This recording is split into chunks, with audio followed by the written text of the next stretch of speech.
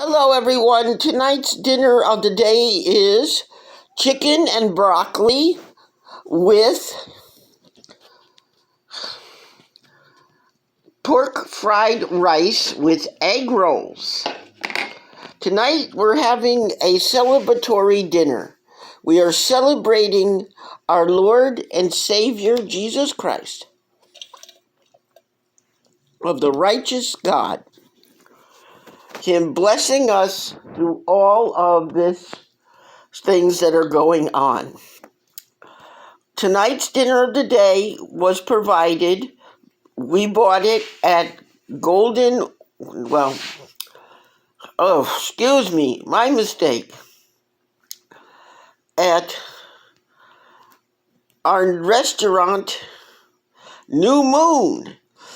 New Moon Restaurant provided this meal. Yes, we paid for it. It was in the $20-something range. But it's a large chicken and broccoli, a large pork fried rice, and 2 egg rolls. That's a lot of food, everyone. See, doesn't that look delicious? This is what happens when you get done with, going shopping and taking care of your rent and all of it in one day.